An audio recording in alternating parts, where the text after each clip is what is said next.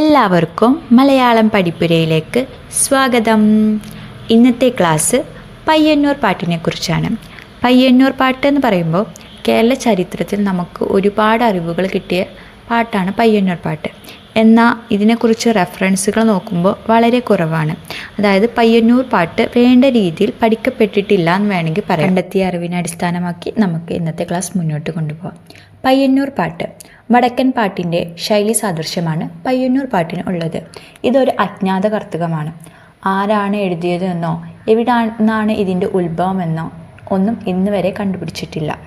1834 Hermann ഗുണ്ടത്ത് ഇത് കണ്ടെത്തിയെന്ന് പറയുമ്പോൾ ഇവിടുത്തെ ജനങ്ങളിൽ നിന്നും ചില ജനങ്ങൾ വാമൊഴിയായിട്ട് പാടി വരുന്ന സംഭവം ഹെർമൻ ഗുണ്ടത്ത് കേൾക്കുകയും അത് ഓലയിലേക്ക് പകർത്തി എഴുതുകയുമായിരുന്നു.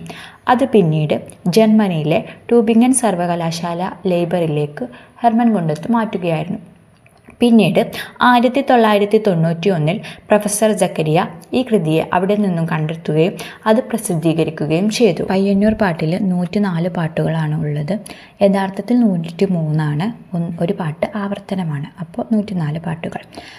താൻ കണ്ടതിൽ വെച്ച് മലയാള കൃതിയിൽ പ്രാചീനമെന്ന് ഗുണ്ടർ രേഖപ്പെടുത്തിയത് പയ്യന്നൂർ പാട്ടുകളെ കുറിച്ചാണ്. പയ്യന്നൂർ പട്ടോല എന്ന് വിളിച്ചത് വില്യം ലോഗനാണ്. പൊതുവെ എല്ലാവർക്കും അറിയുന്നതാണ്. പിന്നെ പയ്യന്നൂർ പാട്ടിലെ നായിക നീലകേശിനിയാണ്. പിന്നെ ഞാൻ പറഞ്ഞു, ഈ കാവ്യത്തിന് കൃത്യമായ ഒരു കാലമൊന്നും നിർണ്ണയിക്കപ്പെട്ടിട്ടില്ല. 13 or 14 ശതകത്തിലായിരിക്കാം ഇതിൻ്റെ കാലമെന്നാണ് ഉള്ളൂർ അഭിപ്രായപ്പെടുന്നത്. കേരള ചരിത്രത്തിലെ സംബന്ധമായ നിരവധി വിവരങ്ങൾ ഈ കൃതിയിൽ നിന്നും ലഭിച്ചിട്ടുണ്ട്. എന്തൊക്കെ നോക്കിയാൽ കപ്പൽ നിർമ്മാണ കേന്ദ്രമായ കച്ചിൽ പട്ടണത്തെക്കുറിച്ചും അവിടുത്തെ വിദേശ വ്യാപാരത്തെക്കുറിച്ചും അവിടുത്തെ ചരക്കുകളെക്കുറിച്ചൊക്കെ ഈ കൃതിയിൽ പരാമർശിക്കുന്നുണ്ട്.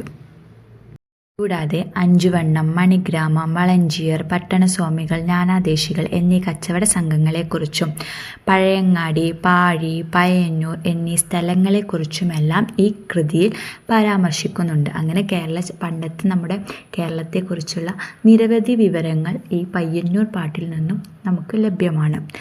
കൂടാതെ വണ്ണാൻകൂത്ത്, ആടിവേടൻ, കർക്കിടോത്തി തുടങ്ങിയ അനുഷ്ഠാനങ്ങളിൽ പയ്യന്നൂർ പാട്ടിൻ്റെ ചില ഭാഗങ്ങൾ പാടി വരുന്നുണ്ട്. നമ്മൾ ഓൾറെഡി പറഞ്ഞു, പയ്യന്നൂർ പാട്ട് സാധാരണ ജനങ്ങളിൽ നിന്നും കേട്ടെഴുതിയാണ് ഹെർമൻ ഗുണ്ടത്ത് അത് പകർത്തി എഴുതിയത്. അതുകൊണ്ട് തന്നെ ഇതൊരു വാമൊഴിയായിട്ടാണ് നമുക്ക് കിട്ടിയത്. അതിനാൽ തന്നെ ഇതിന് വാമൊഴി വഴക്കമാണ് ഇതിൻ്റെ ഭാഷാശൈലി. അതുകൊണ്ട് നീട്ടലും കുറുക്കലും ഒക്കെ ഇതിനുണ്ട്. പിന്നെ പാട്ട് സാഹിത്യത്തിൻ്റെ ലക്ഷണമായ നമ്മുടെ ദ്രമിഡ സംഘാതാക്ഷര നിബന്ധ എന്നുള്ള നിയമത്തിലല്ല പയ്യന്നൂർ പാട്ടുള്ളത്. കാരണം എന്താണെന്ന് ചോദിച്ചാൽ ഇതിൽ നിരവധി സംസ്കൃത പദങ്ങൾ തത്സമയമായിട്ടാണ് ഉപയോഗിച്ചിരിക്കുന്നത്. എന്നാൽ നോക്കുകയാണെങ്കിൽ സംസ്കൃതത്തേക്കാൾ കൂടുതൽ തമിഴിൻ്റെ സ്വാധീനവും അതിൽ കാണുന്നുണ്ട്. ഇത്രയൊക്കെയാണ് നമുക്ക് പയ്യന്നൂർ പാട്ടിനെ കുറിച്ച് ലഭ്യമായ അറിവുകൾ. പിന്നെ പയ്യന്നൂർ പാട്ടിൻ്റെ തുടർച്ച എന്ന പോലെ, അതായത് പയ്യന്നൂർ പാട്ടിൻ്റെ ബാക്കി കഥ എന്ന പോലെ നമുക്ക് നീലകേശി എന്ന പാട്ടിൽ കാണാൻ പറ്റും. ഈ പാട്ട് വളരെ ചെറിയ പാട്ടാണ്, ചെറിയ കൃതിയാണ്. വെറും 80 വരികൾ മാത്രമേ ഇതിനുള്ളൂ. ഇത് ശരിക്കും പയ്യന്നൂർ പാട്ടിൻ്റെ ഒരു തുടർച്ച ഭാഗങ്ങളാണ് ഈ പാട്ടിൽ നമുക്ക് കാണാൻ സാധിക്കുന്നത്. നിങ്ങൾക്ക് പയ്യന്നൂർ പാട്ടിനെ കുറിച്ചുള്ള ഈ ക്ലാസ് മനസ്സിലാണെന്ന് ഞാൻ വിശ്വസിക്കുന്നു. എന്തെങ്കിലും സംശയങ്ങളുണ്ടെങ്കിൽ കമൻറ്റ് ബോക്സിൽ അറിയിക്കുക. വീഡിയോ ഇഷ്ടമായാൽ ഒന്ന് ലൈക്ക് ചെയ്യൂ, ചാനൽ ഒന്ന് സബ്സ്ക്രൈബ് ചെയ്യൂ. നന്ദി.